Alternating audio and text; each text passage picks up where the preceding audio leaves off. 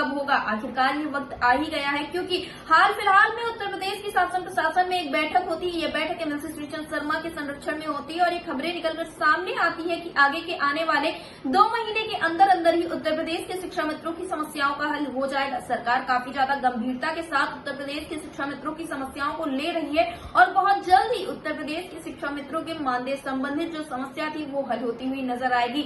जहां एक तरफ उत्तर प्रदेश के शिक्षा मित्रों का ये कहना था कि सरकार उनके साथ कुछ भला करना ही नहीं चाह रही, वहीं दूसरी तरफ सरकार की तरफ से ये साफ कर दिया गया है कि बहुत जल्दी उत्तर प्रदेश के शिक्षा मित्रों की समस्याएं हल हो जाएंगी और उनके जीवन में भी खुशियों का माहौल होगा। आपको बता दें कि राजधानी लखनऊ में एक काफी अहम बैठक होती है जिसमें संगठन के तमाम पदाधिकारी शामिल होते हैं, एमएलसी श्रीचंद शर्मा होते हैं, डायरेक्टर भी होते हैं और भी तमाम पदाधिकारी और अधिकारी होते हैं, जिससे ये निकलकर सामने आता है कि अब उत्तर प्रदेश के शिक्षा मित्रों को परेशान होने की जरूरत नहीं है। बस जहां इतने वक्त तक धैर्य रखा है उत्तर प्रदेश के शिक्षा मित्रों ने, वहीं थोड़े वक्त तक और धैर्य रखे। बस बहुत जल्दी उत्तर प्रदेश के शिक्षा मित्रों की समस्याएं हल हो जाएंगी। जो ये 2 महीने का समय सरकार की तरफ से दिया गया है, इसी के भीतर भीतर ही उत्तर प्रदेश के शिक्षा मित्रों की समस्याओं का हल हो जाएगा। और इस वक्त पर जो तमाम बातें चल रही थी कि उत्तर प्रदेश के शिक्षा मित्रों को प्रदर्शन करना चाहिए या फिर शांत बैठना चाहिए, इन सारी चीजों को लेकर भी बहुत सारी खबरें चल रही है। फिलहाल तो अब भी कुछ लोगों का कहना है कि 2 तारीख के बाद आमरण अनशन होना चाहिए, लेकिन इस वक्त पर अब ये कह दिया गया है कि उत्तर प्रदेशीय प्राथमिक शिक्षा मित्र संगठन जहां इतना लंबा प्रयास कर रहा था, उन्होंने जो संघर्ष किया है उसका अब हल होने वाला है, उनके संघर्ष का फल उन्हें मिलने वाला है और बहुत जल्दी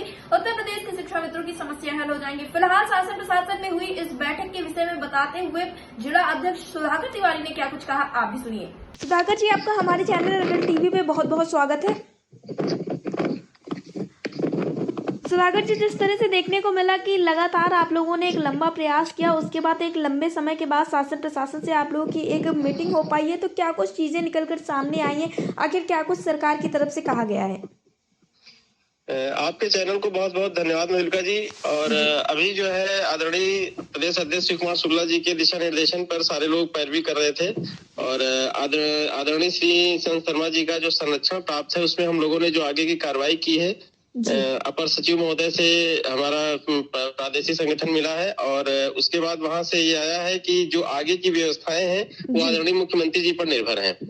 उसके बाद डायरेक्टर साहब से मीटिंग हुई है, उन्होंने भी आश्वासन दिया है और उसके बाद आदरणीय जो हमारे संरक्षक हैं श्रीचंद शर्मा जी, उन्होंने मुख्यमंत्री जी से मुलाकात की है और उन्होंने हमें 2 महीने का समय दिया है। उन्होंने कहा है कि शिक्षा मित्रों के लिए और जो लोग बाकी हैं, अन्वेषक हैं, रसोइया हैं, इन सबके लिए उन्होंने कहा है कि लगभग 2 महीने में हम व्यवस्थाएं इनकी बना रहे हैं और उन लोगों को आश्वस्त करिए कि हम कुछ करने जा रहे हैं। इसी क्रम में जो है आदरणीय श्रीचंद शर्मा जी ने कहा है कि हम लोग आश्वासित होकर भी पैरवी जारी रखेंगे और आने वाले दिनों में जो आश्वासन मिला है उसमें हम लोगों को कुछ सुखद परिणाम मिलेगा। जी, यानी कि 2 महीने अभी और इंतजार करना पड़ेगा सुधाकर जी आप लोगों को। ये 2 महीने का, ये कल भी हो सकता है, परसों भी हो सकता है, इसका कोई बाउंडेशन नहीं है। लेकिन उन्होंने जैसा कहा है कि 1-2 महीने के भीतर कोई प्रक्रिया अगर होती है, अगर कोई समाधान होने जा रहा है, कोई प्रक्रिया का उन्होंने कार्यान्वित करने का कहा है, तो इसके लिए थोड़ा समय लग सकता है और उसके लिए हम लोगों को थोड़ा इंतजार करना पड़ेगा। जी सुधाकर जी, बिल्कुल ठीक कहा आपने, क्योंकि एक देखा जाए तो ये एक बहुत बड़ी बात है। मानदेय से संबंधित अगर सरकार कोई कदम उठाएगी तो इसमें समय तो लेगी सरकार, लेकिन इस वजह से जो धरातल पर शिक्षा मित्र हैं वो काफी ज्यादा विचलित होते हुए नजर आ रहे हैं। 2017 से लगातार हम लोग बस इंतजार ही करते हुए आए हैं। हाँ, उनकी बात बिल्कुल जायज है और जो वो कर रहे हैं, लेकिन इनको ये भी ध्यान देना होगा कि हम लोग संगठन लगातार पैरवी और संघर्ष के रास्ते पे चल रहा है। हम लोगों ने संघर्ष भी किया है, पैरवी भी की है और समाधान के लिए जो हम लोगों ने एक व्यवस्था बनाई थी समाधान, संघर्ष से समाधान की ओर, उस पर हम लोगों को बहुत कुछ मिला भी है। जैसे जो अभी 20 तारीख से हमारा ट्रांसफर होने जा रहा है, जो मूल विद्यालय जो महिलाएं अंतर जनपदी थी उनकी समस्या हल होने जा रही है और जो हम लोगों को बीमा मिला है 5 लाख का, तो बहुत सारी ऐसी चीजें हैं जिनका समाधान भी हुआ और जो मूल चीजें हैं, जो मानदेय बढ़ोतरी है और बहुत सारी चीजें जो हैं उनका भी समाधान होने जा रहा है। तो जो व्यवस्थाएं बहुत सारी बिगड़ी थी उनको बनने में समय लगता है और अगर ऐसा 2 महीने में बन रहा है और उसके बाद भी मैं उन लोगों को ये भी बताना चाहता हूँ कि संघर्ष का रास्ता बंद नहीं होगा। संघर्ष का रास्ता लोकतांत्रिक तरीके से खुला हुआ है।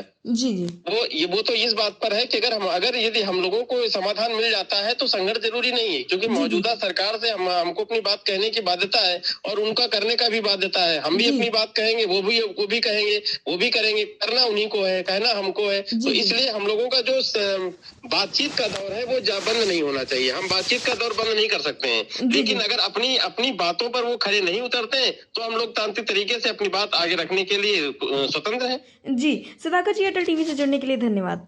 जी, बहुत बहुत धन्यवाद।